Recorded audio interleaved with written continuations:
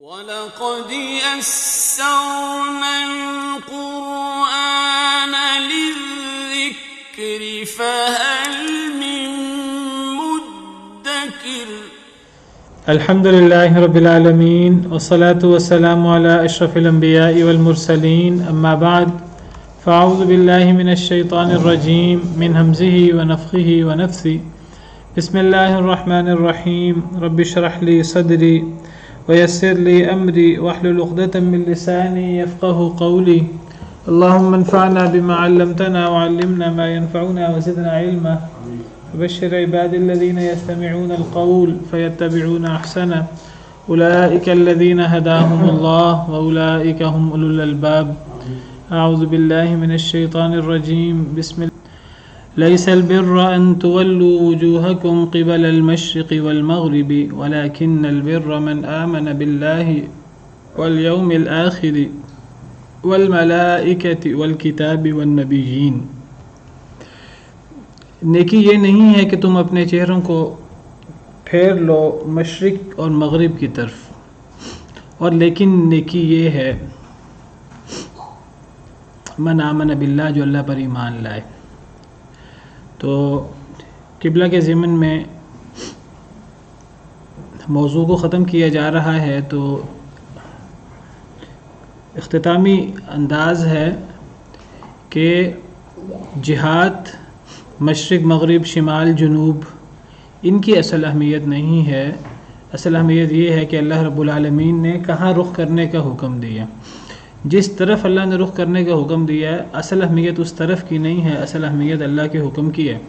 اور اللہ جب چاہیں اللہ اپنا حکم چینج کر دیں تو جہاد کو اختیار کرنا اور جہاد کو اصل سمجھ لینا، اصل جو مقصد ہے اللہ رب العالمین کی اطاعت، اللہ رب العالمین کے حکم کے سامنے سر جھکا لینا، اسلام اسی کا نام ہے، تو اسے بھول کر ظاہری احکامات کے پیچھے پڑ جانا یہ نیکی نہیں ہے۔ نیکی اللہ کے احکامات اور اللہ کے احکامات کے پیچھے جو اصل مقاصد ہیں، انسان اللہ کے حکم کے سامنے سر جھکا لے، انسان اللہ کے حکم کے سامنے، نبی صلی اللہ علیہ وسلم کے حکم کے سامنے سرکشی نہ کرے، اپنی رائے کو چھوڑ دے، اپنے بزرگوں کی بڑوں کی رائے کو چھوڑ دے، اللہ کا حکم آ جائے، نبی کا حکم آ جائے تو انسان اپنے آپ کو جھکا لے، ہر بات مان لے۔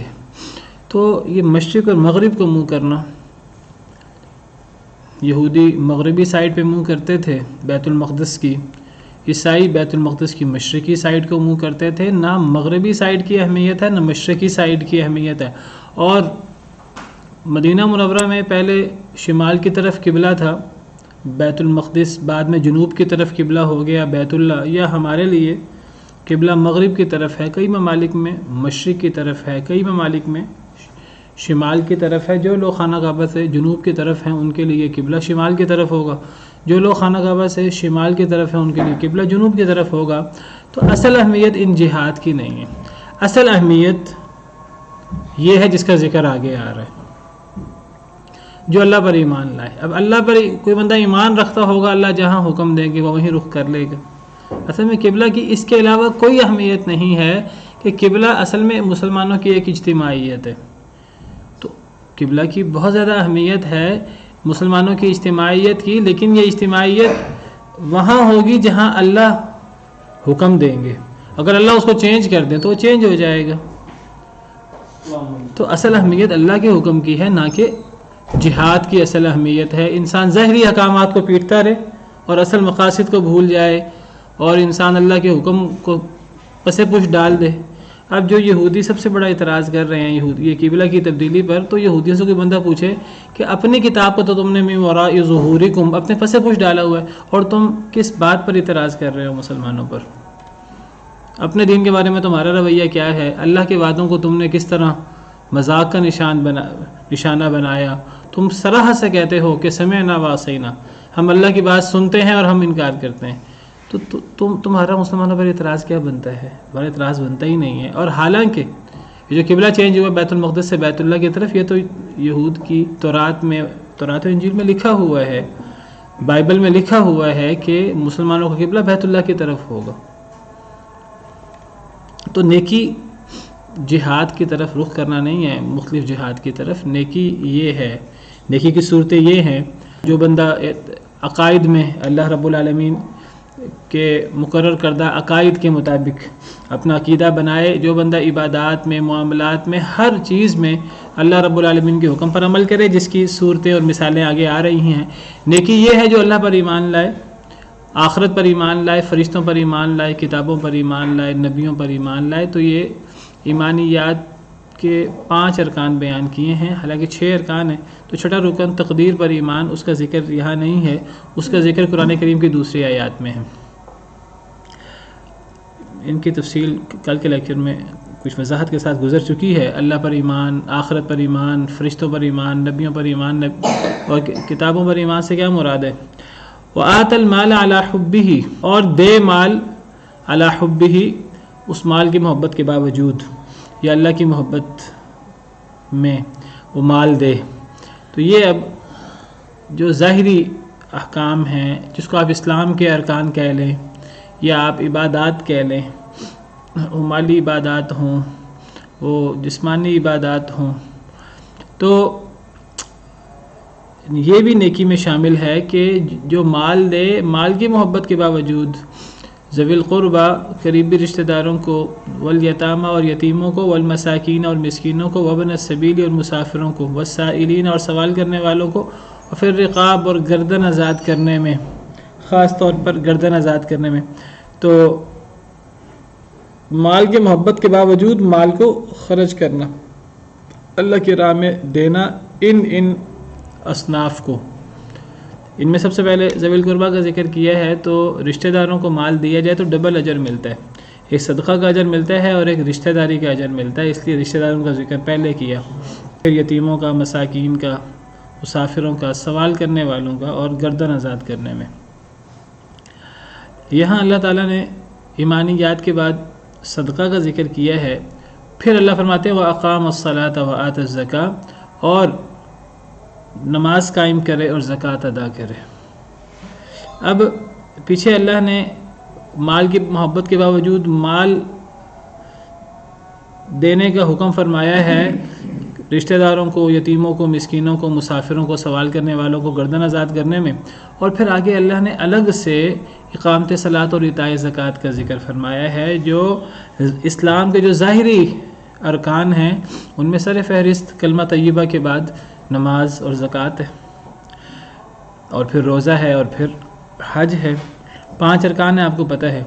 تو ایمانیات کے بعد اسلام کے ارکان کا بنیادی ترین ارکان کا ذکر فرمایا ہے. لیکن جو اہمیت کی بات ہے، اقامت صلاۃ اور ایتاء زکوٰۃ کا الگ ذکر ہے، اور مال کی محبت کے باوجود مختلف اصناف کو مال دینے کا الگ حکم موجود ہے.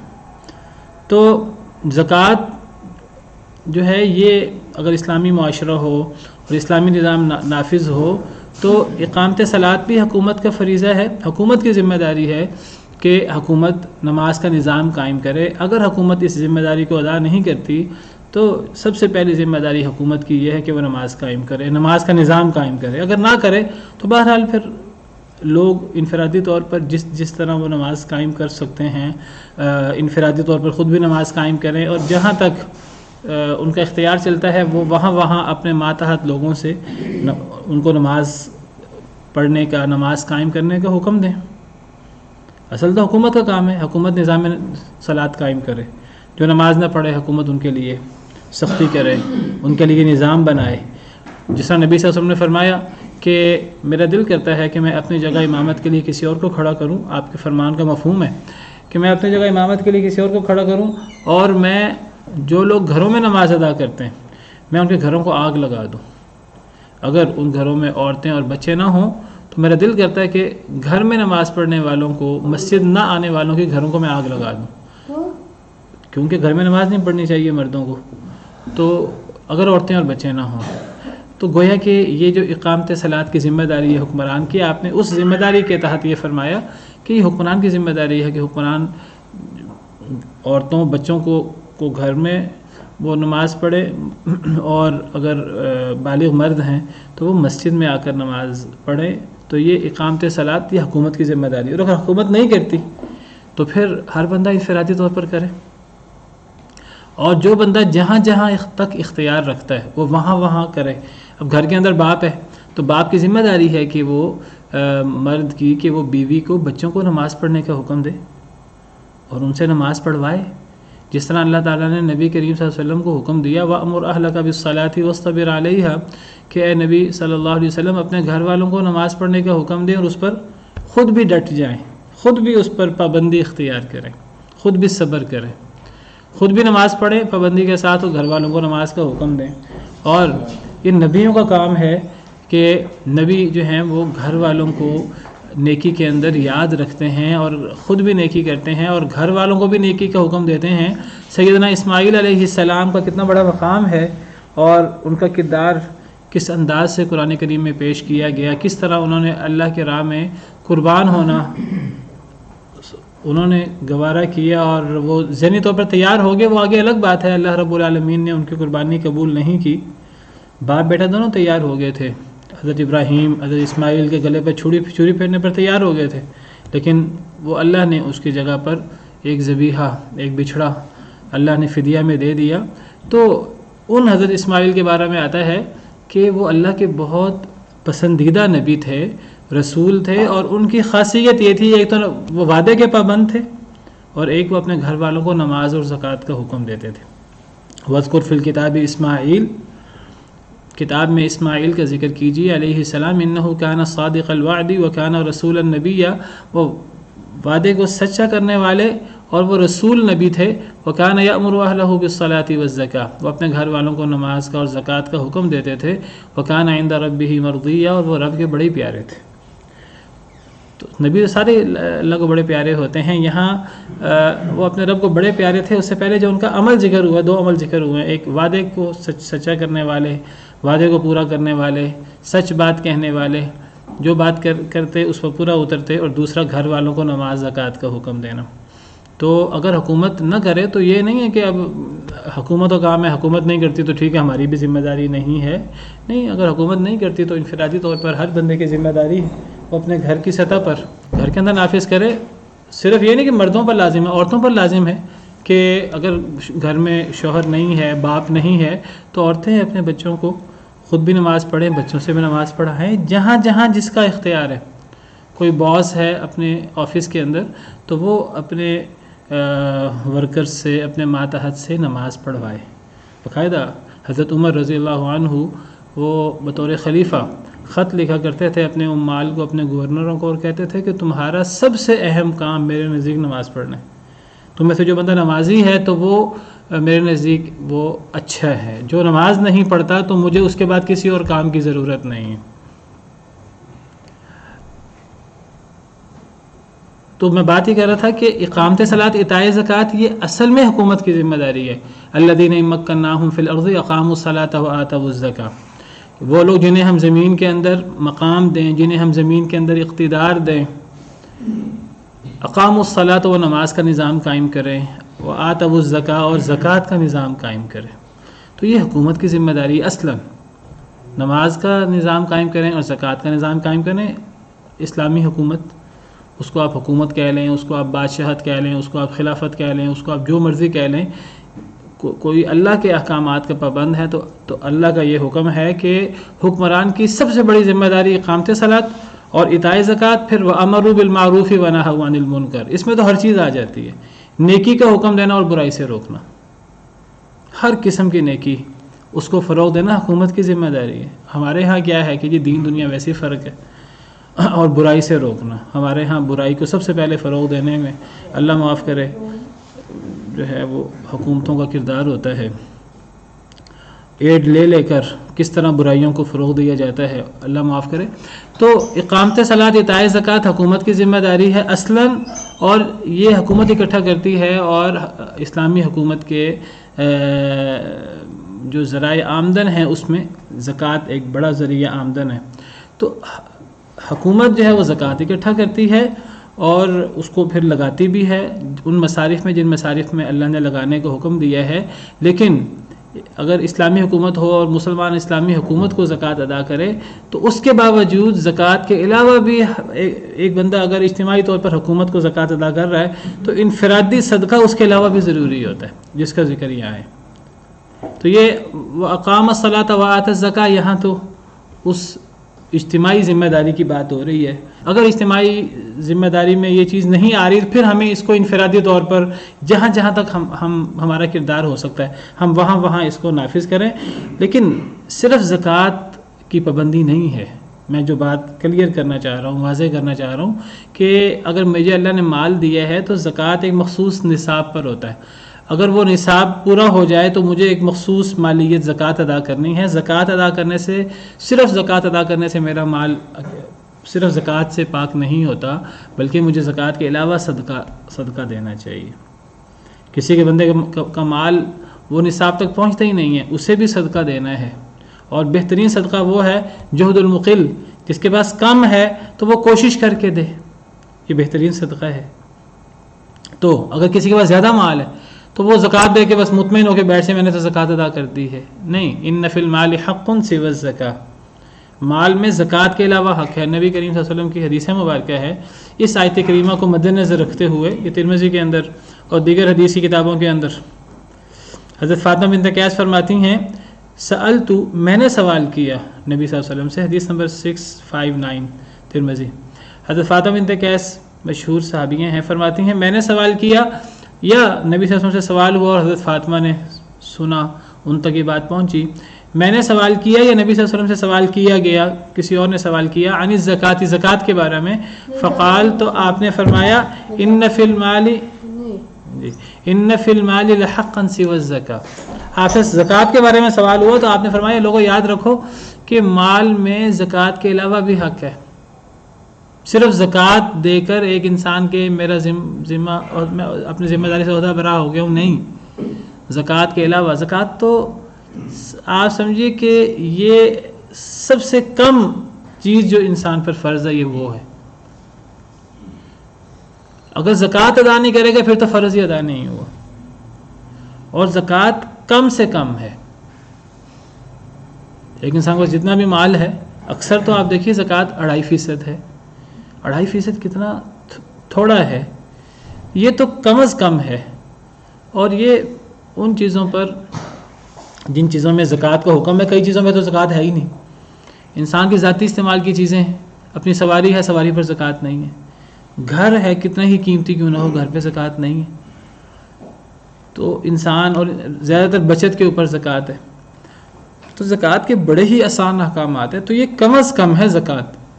مخصوص نصاب کو مال پہنچے، پھر اس پر ایک مخصوص حصہ اور بہت تھوڑا، یہ کم از کم ہے. اس سے اوپر ذمہ داری ہے وہ اللہ نے مقرر نہیں کیا، وہ انسان جتنا بھی دے.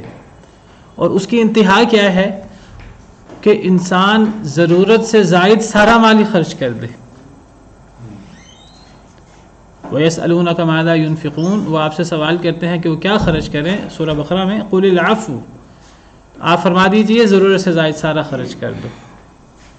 اگر ایک بندے کے پاس لاکھوں کروڑوں اربوں ہیں تو ایک انسان کی اپنی ضرورت تو کم ہوتی ہے، جتنی اس کی اپنی اور بیوی بچوں کی ذمہ داری ہے وہ اتنا استعمال کرے، باقی سارا مال جو ہے وہ اللہ کے راستے میں خرچ کر دے. تو اللہ نے تو اس کا حکم دیا ہے. باقی یہ ضروری نہیں ہے، یہ لازمی نہیں ہے. لازمی جو ہے وہ زکوٰۃ ہے. اس کے بعد انسان جتنا زیادہ کرے، اور پھر اس سے بھی بڑھ کر، یہ تو ہے ضرورت سے زائد، اس سے بھی بڑھ کر پھر اثار ہے. ایک انسان اس کو خود ضرورت ہے لیکن وہ اپنی ضرورت پوری نہیں کرتا، وہ اپنے اوپر دوسرے کو ترجیح دیتا ہے. انصار کا جو کردار ہے، صحابہ کرام کا جو کردار ہے ہمارے سامنے، وَيُؤْثِرُونَ عَلَىٰ أَنفُسِهِمْ وَلَوْ كَانَ بِهِمْ خَصَاصَةٌ، وہ ترجیح دیتے ہیں اپنے آپ پر دوسروں کو اگرچہ وہ خود بھوکے ہوں. یہ ایثار، یہ بہرحال یہ اس سے بھی بڑا مرتبہ ہے. تو صرف زکوٰۃ اکیلا نہیں ہے. اور آپ نے فرمایا ان فی المال لحقا سوی الزکاۃ، مال میں البتہ حق ہے زکوٰۃ کے علاوہ. پھر آپ نے یہ آیت کریمہ پڑھی لیس البر والی، یعنی آپ نے باقاعدہ اس آیت کو پڑھ کر آپ نے گویا کہ اس آیت سے دلیل پکڑی اور آپ نے فرمایا دیکھو یہ آیت پڑھو تو پتہ لگتا ہے کہ صرف زکوٰۃ ضروری نہیں ہے. اس آیت سے آپ نے استدلال کیا. یہ نبی صلی اللہ علیہ وسلم کی تفسیر ہے. جو اس آیت کریمہ سے نبی صلی اللہ علیہ وسلم نے تفسیر بیان کی کہ اس آیت کریمہ سے پتہ لگتا ہے کہ صرف زکوٰۃ فرض نہیں ہے، وہ تو وَأَقَامَ الصَّلَاةَ وَآتَى الزَّكَاةَ میں آ گیا، تو اس سے پیچھے جو وَآتَى الْمَالَ عَلَىٰ حُبِّهِ ذَوِي الْقُرْبَىٰ وَالْيَتَامَىٰ وَالْمَسَاكِينَ وَابْنَ السَّبِيلِ وَالسَّائِلِينَ وَفِي الرِّقَابِ، یہ کیا چیز ہے؟ یہ بھی نیکی کی بنیادوں میں یہ بات شامل ہے۔ تو اگر حکومتی طور پر اقامت صلاۃ اعطاء زکوٰۃ ہے تو گویا کہ یہ انفرادی طور پر ہے، اور اگر وہ حکومت نہیں کر رہی تو پھر اس کو بھی انفرادی طور پر یا اس کی کوئی نہ کوئی اجتماعیت بنانی پڑے گی، لیکن اس کے علاوہ بھی انفرادی طور پر انسان کو جگہ جگہ خرچ کرنا ہوگا، اور صدقے کے اپنے فضائل ہیں۔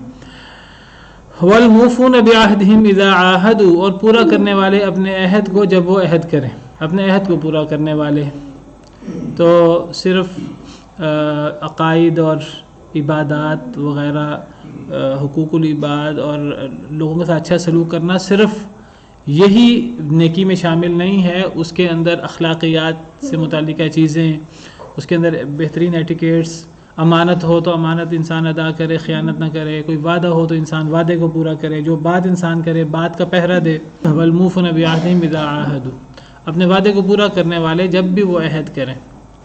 وَالصَّابِرِينَ فِي الْبَأْسَاءِ وَالضَّرَّاءِ وَحِينَ الْبَأْسِ، اور صبر کرنے والے، یہ بھی نیکی میں شامل ہے، صبر کرنے والے فی البأساء والضراء،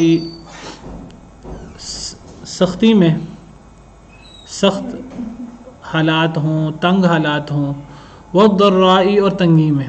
ضراء سے مراد نقصان ہو جائے، بیماری وغیرہ ہو تو ضراء سے مراد نقصان یا بیماری کے حالات ہیں، اور بأساء سے مراد تنگ دستی کے حالات ہیں، عمومی پریشانی، اور ضراء سے مراد کہ نقصان والے یا بیماری کے حالات ہوں۔ وحین الباس، اور جنگ کے وقت، لڑائی کے وقت، اس پہ صبر کرنا مشکل ہوتا ہے، ان تین حالات کا خصوصی ذکر فرمایا۔ بر کی اور نیکی کی صورتیں بیان ہو رہی ہیں، تو ایمانیات سے متعلقہ چیزیں بھی بر میں شامل ہیں، اور صدقہ، زکوٰۃ، نماز اور وعدے کو پورا کرنا اور صبر کرنا، خاص طور پہ یہ جو تین حالات ہیں، یہ تین حالات کافی مشکل ہوتے ہیں، تو ان تین حالات میں صبر کرنا، تنگ دستی میں، اور نقصان اور بیماری کے وقت، اور لڑائی کے وقت۔ لڑائی کے وقت اکثر لوگ جو ہیں وہ اپنے اوپر کنٹرول کرنا بھول جاتے ہیں، اور اکثر لڑائی کے اندر لوگ گالم گلوچ اور پھر زور زیادتی پر اور اگلے بندے پر ظلم زیادتی پر اتر آتے ہیں، تو لڑائی کے وقت انسان کے لیے اپنے اوپر کنٹرول کرنا مشکل ہو جاتا ہے، تو خاص طور پر لڑائی کے وقت اور تنگ دستی کے وقت اور بیماری کے وقت صبر کرنا، اپنے اوپر کنٹرول کرنا۔ اولئک الذین صدقوا، یہی لوگ ہیں جنہوں نے سچ کہا، یعنی جو انہوں نے اللہ تعالیٰ سے وعدہ کیا، عہد و پیمان کیا، اور لا الہ الا اللہ محمد رسول اللہ کہا، ایمان کا دعویٰ کیا، تو یہ اپنے دعوے میں سچے ہیں، اصل سچائی یہ ہے۔ وَأُولَٰئِكَ هُمُ الْمُتَّقُونَ، اور یہی لوگ ہیں جو ڈرنے والے ہیں، اللہ سے ڈرنے والے ہیں، متقی لوگ ہیں۔ تقویٰ اصل میں اس کا نام ہے جس کا اوپر ذکر ہوا۔ تو یہ ظاہری اعمال صرف جہاد کو مختص کر لینا یہ نہیں ہے اصل چیز ہے کہ انسان کا اللہ سے تعلق کتنا مضبوط ہے اور اللہ کے احکامات پر کتنا وہ عمل پیرا ہو رہا ہے۔ یا ایھا الذین آمنوا کتب علیکم القصاص فی القتل، اے وہ لوگوں جو ایمان لائے ہو فرض کیا گیا ہے تم پر القصاص قصاص، فی القتل مقتولوں کے بارے میں۔ مقتول، قتل یہ قتیل کی جمع ہے، قتل، جس طرح مریض کی جمع مرضى ہوتی ہے، اس طرح قتیل کی جمع قتلہ۔ قتیل کہتے ہیں مقتول کو، مقتول بھی کہتے ہیں اور قتیل بھی کہتے ہیں، تو قتیل کی جمع قتلہ، مقتولوں کے بارے میں۔ تو اگر کوئی شخص قتل ہو جائے تو پھر قصاص لینا تم پر یہ فرض کر دیا گیا ہے، مقرر کر دیا گیا ہے۔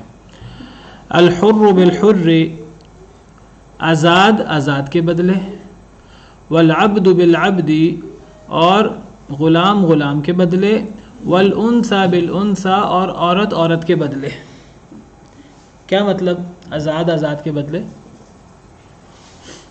جو بندے آزاد ہیں ان کو ان کی جگہ آزاد ہی قربان کیا جائے گا۔ آزاد کے بدلے آزاد کو قتل کیا جائے گا، کیا مطلب؟ جس نے قتل کیا جس نے قتل کیا جس جو مقتول جو دیا جائے گا اس کی جگہ پر وہ آزاد دیا جائے گا. یعنی اگر عورت قتل ہوتی ہے اس کی جگہ پر عورت کو قتل کیا جائے گا. عورت کی جگہ عورت لیکن آزاد نہیں جس نے قتل کیا اس کی جگہ پر جو مقتول دیا جائے گا یعنی قتل جو اس کی عوض دیا جائے گا وہ آزاد ہوگا, وہ غلام نہیں ہوگا. قاتل یہ مقتول کی بات ہو رہی ہے کہ قاتل کی بات ہو رہی ہے؟ دونوں. یعنی اگر مقتول اگر قتل کرنے والی عورت ہے یا قتل کرنے والا مرد ہے اور قتل ہونے والی عورت ہے تو اب عورت کے بدلے کس کو قتل کیا جائے گا؟ اگر قاتل مرد ہے اور مقتول عورت ہے. مرد کو یہ ہے ان کے کفار کے بارے میں. جی کفار کے بارے میں اگر مسلمان کافر کا کوئی قتل کر دیں اس کے بدلے میں ڈفرینس ہے. مسلمان آپس میں قتل کرے گا پھر تو قاتل ہی مارا جائے گا, اس کو ہی قتل کیا جائے گا بدلے میں. لیکن اگر وہ غیر مسلم کو قتل کر دیتا ہے نہیں, یہاں اس کا ذکر نہیں ہو رہا, یہاں تو ذکر ہو رہا ہے آزاد کے بدلے. اب بدلے سے کیا مراد ہے؟ اس سے یہ مغالطہ ہو رہا ہے, یہاں سے ظاہراً کچھ لوگوں کو مغالطہ ہوتا ہے اس آیت سے کہ آزاد کے بدلے میں آزاد کو قتل کیا جائے گا. یعنی اگر کچھ لوگ یہ سمجھتے ہیں کہ اس کا معنی یہ ہے کہ اگر آزاد قتل ہوا یعنی مقتول اگر آزاد ہے تو پھر اس آزاد کے بدلے آزاد کو قتل کیا جائے گا, اور اگر مقتول عورت ہے تو اس کے بدلے عورت کو قتل کیا جائے گا, اگر مقتول غلام ہے تو اس کے بدلے غلام کو قتل کیا جائے گا. یہ مراد نہیں ہے, یہاں مقتول کے بدلے نہیں ہے, یہاں قاتل کے بدلے. اور اگر قاتل آزاد ہے تو آزاد کو ہی قتل کیا جائے گا اور کسی اور آزاد کو قتل نہیں کیا جائے گا, اسی آزاد قاتل کو قتل کیا جائے گا. اگر غلام نے قتل کیا ہے تو غلام کے بدلے کسی اور غلام کو نہیں, اسی غلام کو. تھوڑا یہاں الفاظ سے ظاہری الفاظ سے مغالطہ ہو جاتا ہے کچھ لوگوں کو. تو یہاں نہ مقتول مراد ہے نہ وہی قاتل کے بدلے کوئی اور آزاد قاتل. اگر وہ قاتل غلام ہے تو اس کے بدلے کوئی اور غلام قاتل, اور اگر وہ عورت قاتل ہے تو اس کے بدلے کوئی اور عورت قاتل, کوئی اور عورت مراد نہیں ہے, اس سے وہی قاتل مراد ہے جس نے قتل کیا ہے. اگر وہ آزاد تھا تو اس کے بدلے کسی اور آزاد کو نہیں, اسی آزاد کو قتل کیا جائے گا. اگر وہ غلام تھا قاتل تو اس کے بدلے اسی غلام کو قتل کیا جائے گا. اگر وہ عورت تھی جس نے قتل کیا اس کے بدلے اسی عورت کو قتل کیا جائے گا. اصل میں یہ کس ضمن میں آیا تھا اس کا شان نزول سامنے ہو تو سمجھ آ جاتا ہے, ورنہ جی یہ معنی کیسے ہو رہا ہے اس کے شان نزول سے پتہ لگتا ہے. بعض قبائل جو ہیں وہ قبائل کا نظام تھا تو جو طاقتور قبائل تھے تو وہ کیا کرتے تھے کہ اگر کوئی عورت جو ہے وہ قتل ہو جاتی یا کوئی عورت قتل کر دیتی تو وہ اس کی جگہ پر وہ مردوں کو, اگر کوئی مرد قتل ہو جاتا تو وہ اس کی جگہ پر کئی مردوں کو قتل کرتے تھے, ایک مرد کو قتل نہیں کرتے تھے کہ ہم تو طاقتور قبیلہ ہیں, اگر ہمارا ایک مرد قتل ہوا ہے تو ہم اس کی جگہ پر کئی مردوں کو قتل کریں گے کیونکہ ہمارا مرد اور ان کا مرد برابر نہیں ہے. اور اگر عورت قتل ہو جاتی تو وہ اس کی جگہ پر مرد قتل کرتے تھے, اور اگر غلام قتل ہو جاتا اس کی جگہ آزاد قتل کرتے تھے. تو فرمایا نہیں, آزاد کے بدلے ایک آزاد کو ہی قتل کیا جائے گا, غلام کے بدلے غلام کو ہی قتل کیا جائے گا, غلام کے بدلے آزاد کو نہیں قتل کیا جائے گا. اگر قاتل مثلا غلام ہوتا تو وہ غلام کی بجائے وہ چونکہ قبیلہ کمتر ہوتا تھا وہ کہتے تھے کہ ہم نے اب آزاد کو قتل کرنا ہے, اس کے بدلے ہم نے اس کے بدلے جو ہے وہ غلام کو قتل نہیں کرنا. اسی طرح اگر عورت ہوتی تو وہ اس کی جگہ پہ مرد کو قتل کرتے تھے, عورت کو نہیں قتل کرتے تھے, کہتے تھے کہ ہماری عورت اور ان کا مرد برابر ہے.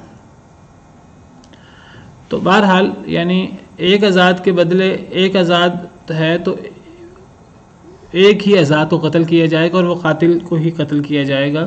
ایک غلام ہے تو غلام کے بدلے غلام کو ہی قتل کیا جائے گا, غلام کے بدلے آزاد کو قتل نہیں کیا جائے گا.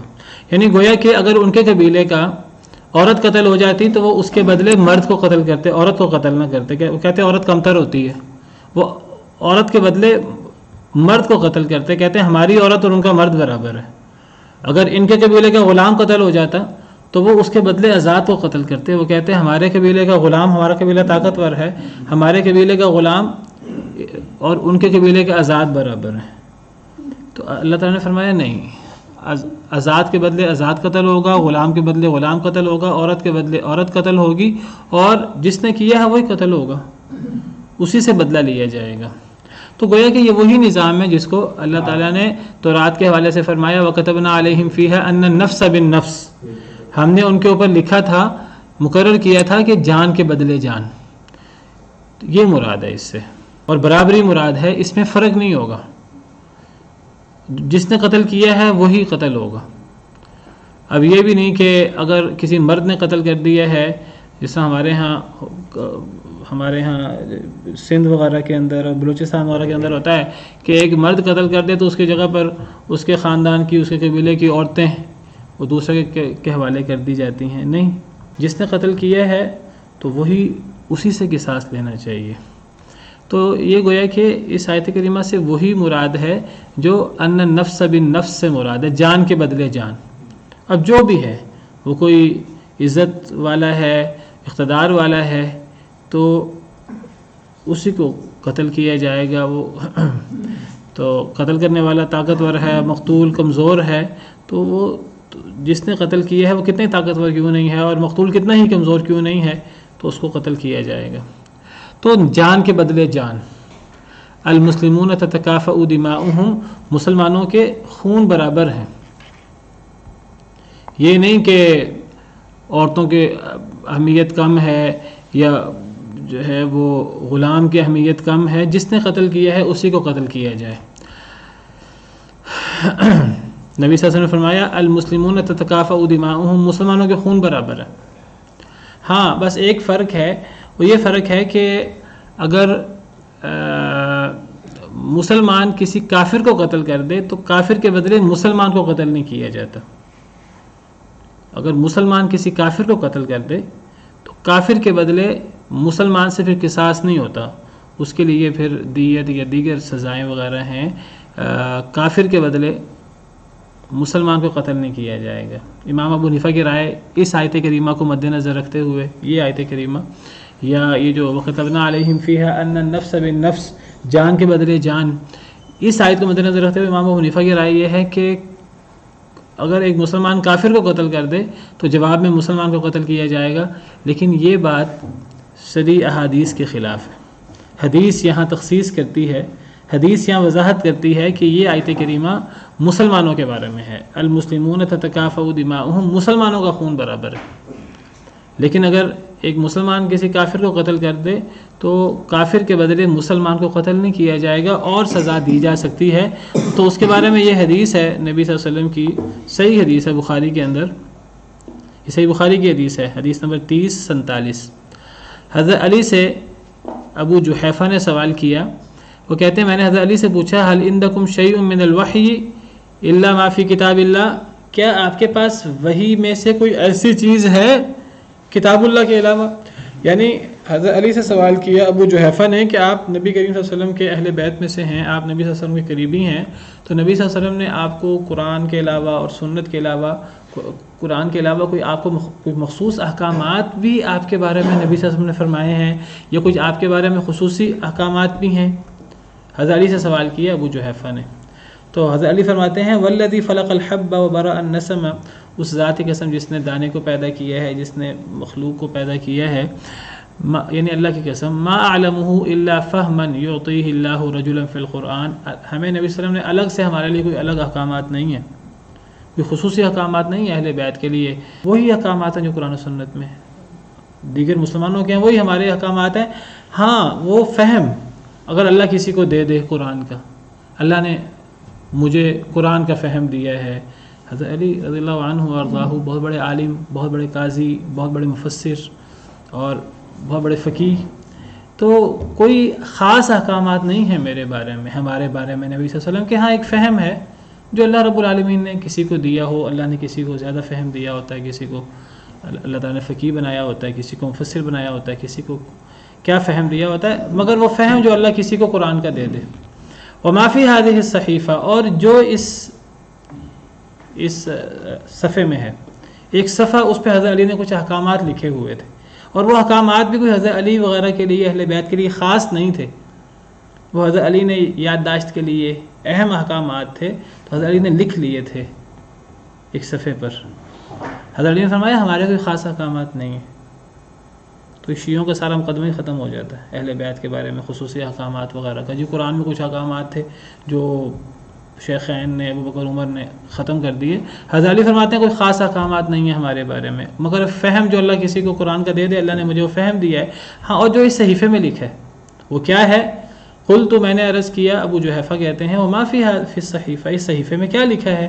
حضرت علی فرماتے ہیں العقل، یہ عقل کہتے ہیں دیت کو، اور فکاک الاسیر، اور غلام آزاد اور قیدیوں کو آزاد کرانا، یہ کوئی خاص حکم نہیں ہے، دیت کوئی خاص حکم نہیں ہے، یہ عمومی احکامات ہیں جو نبی صلی اللہ علیہ وسلم نے دیگر صحابہ کرام کو بیان فرمائے، حضرت علی نے لکھ لیے تھے۔ دیت کے معاملات، فکاک الاسیر اور قیدی کو آزاد کرانا، وَأَلَّا يُقْتَلَ مُسْلِمٌ بِكَافِرٍ، اور یہ بھی لکھا ہوا تھا اس میں کہ مسلمان کو کافر کے بدلے قتل نہیں کیا جائے گا۔ نبی صلی اللہ علیہ وسلم نے جو صحابہ کرام کو مختلف موقعوں پر جو احکامات حکم فرمائے، جن کو بعض صحابہ نے، حضرت علی وغیرہ نے لکھ لیا تھا، تو وہ احکامات ہیں جو عام ہیں، اس میں کوئی حضرت علی کی، اہل بیت کی خصوصیت نہیں ہے۔ دیت کے احکامات، قیدیوں کو آزاد کرانے کے احکامات، اور مسلمان کو کافر کے بدلے قتل نہیں کیا جائے گا، صحیح بخاری کی روایت حضرت علی سے۔ تو اس سے پتہ لگا کہ مسلمان کو کافر کے بدلے قتل نہیں کیا جا سکتا، قصاصاً نہیں قتل کیا جا سکتا۔ تو یہ استثناء ہے ان النفس بالنفس سے، جان کے بدلے جان سے، یہ استثناء ہے۔ الحر بالحر والعبد بالعبد والانثى بالانثى سے یہ استثناء ہے، باقی استثناء نہیں ہے۔ باقی جس نے قتل کیا ہے اس کو قتل کیا جائے گا، اس میں کسی کے کوئی صاحب اقتدار ہے، کوئی صاحب مال ہے، کوئی کسی ملک کا ہے، کوئی کسی رنگ کا ہے، اسی کو یہ اہمیت نہیں ہے۔ ہاں، اگر فرق ہوگا تو وہ مسلمان اور کافر کا فرق ہو سکتا ہے۔ مسلمان کو کافر کے بدلے قتل نہیں کیا جا سکتا بطور قصاص، وہاں کوئی دیت وغیرہ یا دیگر اس قسم کے احکامات ہوں گے۔ سبحان ربک رب العزت عما یصفون وسلام علی المرسلین والحمد للہ رب العالمین۔